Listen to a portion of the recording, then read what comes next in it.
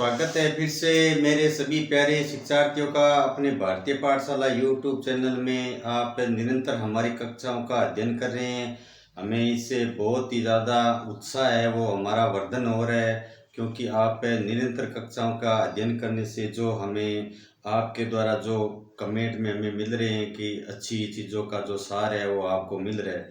तो इसी कड़ी में आप है वो जो भी पढ़ने वाले हैं उनको भी अपने दोस्तों को, मित्रों को आगे ज़रूर भेजिए। और जिन्होंने अभी तक हमारे चैनल को सब्सक्राइब नहीं किया है तो एक बार ज़रूर कर ले। आगे आने वाली विभिन्न प्रतियोगी परीक्षाओं में भी ये जो हिंदी सामान्य व्याकरण है, ये जो कक्षा 10 और कक्षा 12 के प्रकरण भी है, लेकिन जो विभिन्न प्रतियोगी परीक्षाएं हैं उनमें भी ये एनसीईआरटी की जो व्याकरण है वो ही महत्वपूर्ण साबित होती है। इसलिए ये प्रकरण हमने कक्षा 10 और 12 के साथ अन्य प्रतियोगी परीक्षाओं को ध्यान में रखते हुए उनको पूर्ण रूप में बनाया गया है, ताकि बच्चे हैं वो भी वंचित न रहे। तो इसी क्रम में हम बात करते हैं, जो हम पढ़ रहे हैं काव्य। काव्य के हमने जो अर्थ, परिभाषा, प्रयोजन, काव्य के अंग, काव्य के भेद क्या होते हैं, काव्य क्या होता है, जो हम रस ग्रहण करते हैं, पढ़ते हैं, जो लिखकर या सुनकर देखकर, वो ही काव्य होता है। आज हम जानते हैं काव्य के गुण। जो काव्य की गुण है वो किन्हें कहा जाता है, तो इसके बारे में विभिन्न प्राचीन जो काव्य शास्त्र के आचार्य थे उन्होंने भी इनकी अलग अलग क्या परिभाषा दी है, अर्थात उन्होंने कई गुणों को स्वीकार किया है। तो संस्कृत के काव्य शास्त्र के प्राचीन आचार्य भामा, दंडी, मम्मट, विश्वनाथ आदि, ये इन्होंने काव्य को एक पुरुष के रूप में कल्पना की है। तो इन्होंने काव्य पुरुष की कल्पना की है, अर्थात काव्य को एक पुरुष के रूप में माना गया है। पुरुष के रूप में इसलिए मानना है कि जिस प्रकार पुरुष के मतलब सारे अंग होते हैं और उन अंगों के विभिन्न नाम होते हैं, उसी प्रकार काव्य को एक पुरुष का रूप देते हुए जो इसके जो भी विभिन्न अंग है वो उनको बताया गया है। तो अब हम जानते हैं कि काव्य पुरुष की जो कल्पना की गई है उसमें शरीर के जो विभिन्न अंग जिस प्रकार मनुष्य के होते हैं वैसे ही काव्य के कौन कौन से माने गए। तो काव्य का शरीर माना गया है शब्द व अर्थ को, क्योंकि यही महत्वपूर्ण होता है। काव्य का शरीर, जिस प्रकार हमारा शरीर प्रधान होता है उसी प्रकार शब्द और अर्थ है वो क्या होते हैं, काव्य का एक बाहरी शरीर होता है। काव्य की आत्मा, जिस प्रकार हमारे शरीर की आत्मा प्रधान होती है उसी प्रकार काव्य की जो आत्मा किनको माना गया है, रस को। रस को इसलिए माना गया है क्योंकि जब हम शब्द और उसके अर्थ को ग्रहण करते हैं तब हमें रसानुभूति अर्थात जो प्रसन्नता, जो आह्लाद जो हमें प्राप्त होता है वो किसके माध्यम से होता है, रस के माध्यम से। इसलिए काव्य की आत्मा किसे माना गया है, रस को।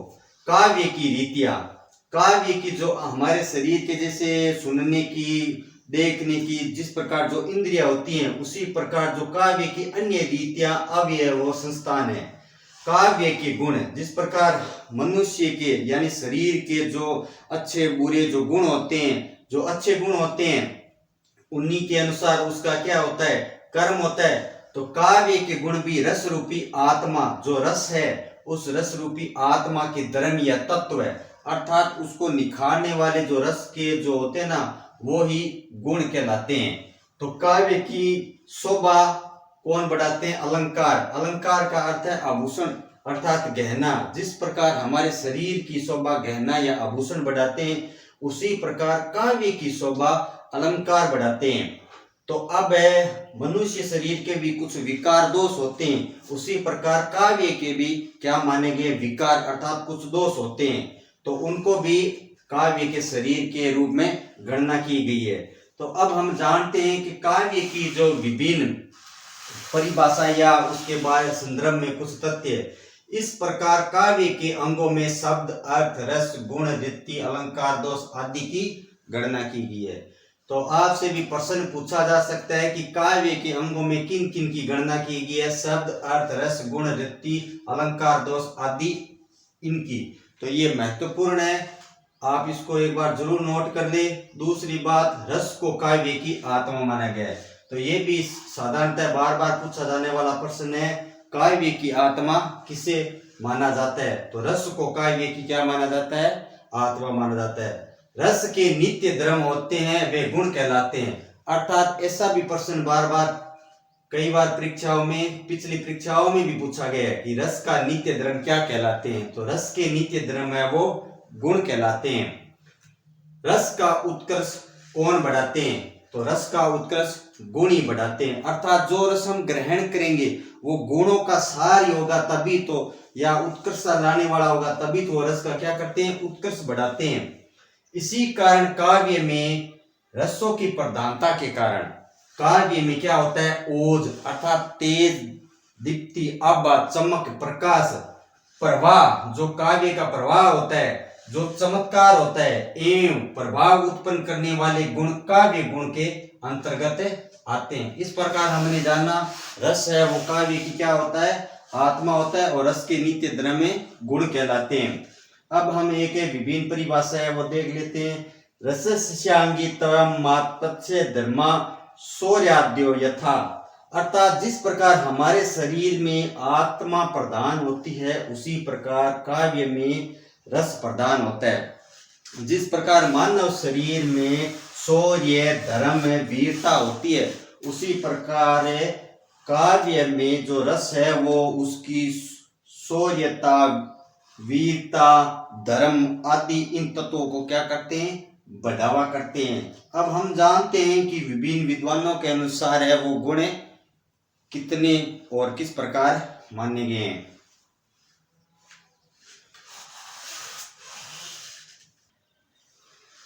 काव्य गुण के भेद। अब हम अध्ययन करते हैं काव्य गुण के भेद जो कितने हैं और किन विद्वानों के अनुसार कितने माने गए हैं, और फिर विद्वानों के मानने के अंतः स्वरूप बाद में जो स्वीकार रूप में जो गुण है वो कितने गुण हैं। तो अब हमें इनकी शुरुआत से इनके बारे में अध्ययन करेंगे और अंततः जो स्वीकार गुण है वो उन गुणों का हम अध्ययन करेंगे। उससे पहले हम जान लेते हैं विभिन्न विद्वानों के अनुसार गुणों के भेद। गुणों के भेद के बारे में काव्य में गुणों के संबंध में आचार्यों में मतभेद है। अर्थात हर विद्वान की गुणों के संबंध में अपनी अपनी मत है, मतलब राय है। उनकी अनुसार राय में कितने गुण होने चाहिए, जो इस प्रकार है मतभेद है। तो विभिन्न विद्वानों के अनुसार काव्य गुण, तो भरत मुनि के अनुसार काव्य गुण 10 माने गए हैं। कितने माने गए हैं? 10 माने गए हैं। आप इन्हें एक बार जरूर नोट कर ले। भरत मुनि के अनुसार काव्य के गुण है वो कितने माने गए हैं? 10। भामह के अनुसार काव्य के गुण कितने? 3 माने गए हैं। कितने माने गए हैं? 3 माने गए हैं। आचार्य दंडी के अनुसार काव्य गुण, आचार्य जो दंडी है उन्होंने काव्य के 10 गुण माने। वामनाचार्य के अनुसार 10 शब्दगत और 10 अर्थगत, अर्थात वामनाचार्य ने जो काव्य गुणों की परिभाषा दी है उसके अंतर्गत जो 10 शब्द के और 10 अर्थ के, इस प्रकार उन्होंने अपने काव्य गुणों के बारे में चर्चा की है। भोजराज के अनुसार काव्य गुण 24, अर्थात सबसे ज्यादा जो गुण मानने वाले हैं वो कौन है? भोजराज। ये कई बार परीक्षा में भी पूछा जाता है। तो भोजराज के अनुसार जो सबसे ज्यादा गुण स्वीकार किए हैं वो भोजराज है।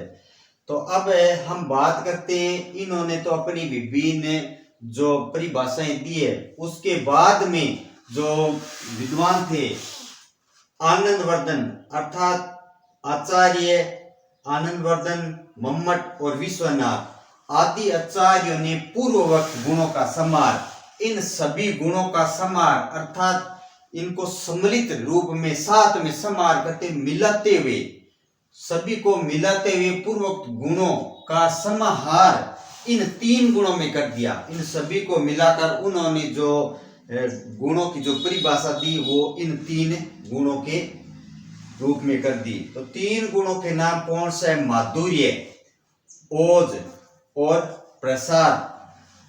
जहां पर काव्य में मधुरता हमें प्राप्त होती है वो माधुर्य गुण होता है। ओज, ओज का मतलब प्रकाश, तेज, आभा, जितने भी जो पराक्रम, शौर्य या प्रकृति, प्रलय या किसी वीर महापुरुष की जो युद्ध वर्णन आदि ओज से संबंधित और प्रसाद में सीधे सरल वाले जो वाक्य जिनका अर्थ पढ़कर हमें समझ में आ जाता है वो होता है प्रसाद गुण।